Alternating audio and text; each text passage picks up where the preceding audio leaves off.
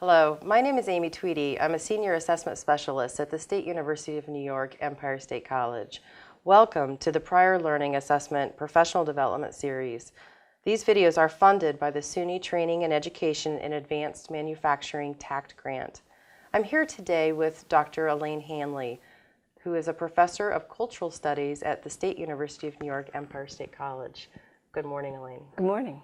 So we're here to talk a little bit today about the evaluation process for prior learning assessment and your specific experiences serving as an evaluator of students' college level learning. Could you start with talking a little bit about decisions that you have to make in that evaluation process in determining what counts as college level learning? Well, in order to recommend a student for college credit, it's a serious matter, and you know, there has to be integrity in the process, and there has to be a lot of thought given to it because, you know, you're recommending that the college award credit for knowledge and skills that were learned outside the college. So for me, well, let me just say, typically what I'm asked to evaluate often is writing, particularly creative writing. Poetry, fiction, creative nonfiction. So usually students have somewhat of a body of work that they want evaluated. So I always ask in that case for evidence of their work as a writer. So, you know, if they're writing poems, I want to see some poems. If they're writing a novel, I want to see the novel, etc. But I also ask for students to be able to articulate what their writing process is and what they know about the craft of writing.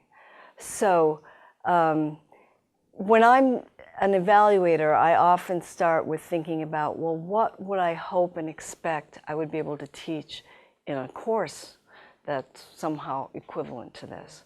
So I'm looking for that kind of college level learning. So for example, I remember one time when I had a student who said, who submitted a batch of poems and said, I write poetry all the time and I'd like credit for it. So I read the poems and then I asked for the student to write me another essay about the writing process and what they understood of craft.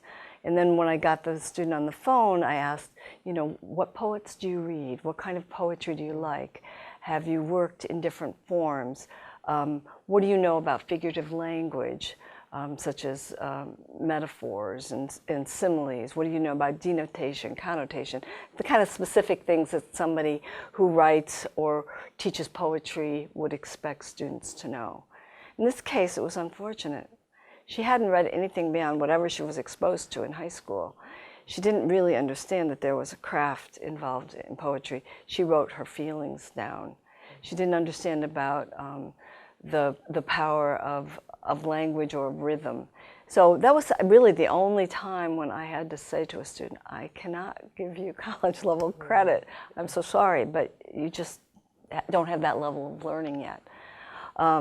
And that's rare because usually people come with, you know, a little more sophisticated knowledge, but not always. And sometimes that's part of the process.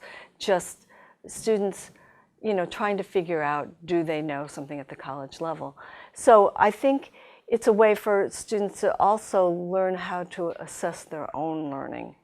It's much more typical that students come with college level learning, and this process helps them articulate it and sort of own that knowledge, which is very empowering. Mm-hmm. That's a great example. Can you give me another example of maybe a student who was successful in the process? Mm-hmm. Yeah, I had a student just not too long ago who had written and published a memoir about his experience in Iraq as a soldier. So I read the memoir, and then we had a very robust conversation about his craft, the process of writing this, about even not only about the writing of it, but even how do you get a work published? What is that process about, which sometimes is a component in a creative writing course. But he was able to articulate beautifully his understanding of craft, and talked at great length about the kind of revisions that he went through to complete this work. So he was impressive. He was somebody who was very aware of every aspect and had learned a great deal in writing his manuscript. So that was a happier ending. So what advice would you give to a faculty member who's maybe evaluating a student's learning for the first time, who may be concerned about the academic integrity of this process? Sure, and integrity is, really at the center of this process. Well, like I said before, a good thing to do is to sort of match to some degree, with some flexibility, what you would expect a student who had taken a course in whatever the topic is to have mastered during that course. So that's probably the easiest way. If you're an evaluator, it's obviously going to be something that you have some expertise in. So that comes pretty naturally, I find, that, as a writer, as a teacher of writing, I know what kinds of skills a college level writer should have. So I apply that and engage the student in a conversation about that. So that's part of it. Is not, it's not a drill session, it's a conversation.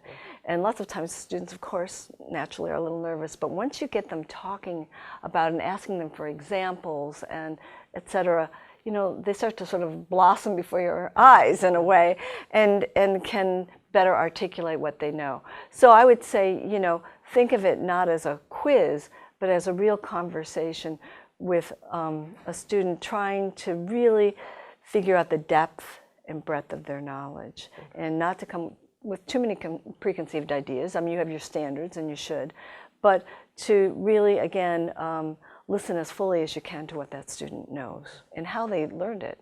Sometimes they learn things in circuitous ways, so it's not in a traditional classroom situation, obviously. So sometimes that takes a little ferreting out in conversation.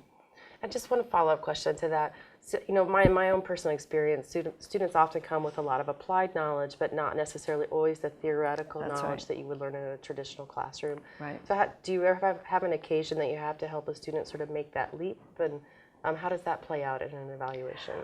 Yeah, sometimes I would say that's usually a big element, is that students do have great applied learning, but they need or they lack the theoretical, or they have the theoretical and they don't know it. They don't know how to articulate it. Right. So yes, sometimes you have to help them with that, absolutely.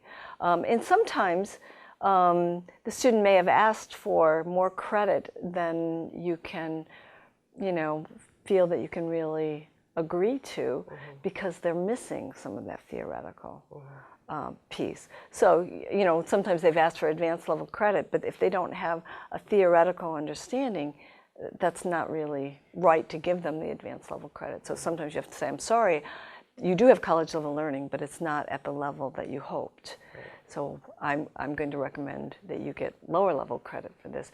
And I recommend, it's also a great opportunity to support a student and say, what you're doing here, in my case, in this writing, is very impressive. You need to keep going. You're at this introductory level, very important. You've got a great foundation. Now you want to go on and get that theoretical knowledge that you really need to have your work move forward. So it's a great chance to really promote the students' learning and give them a little bit of advice and a little bit of direction.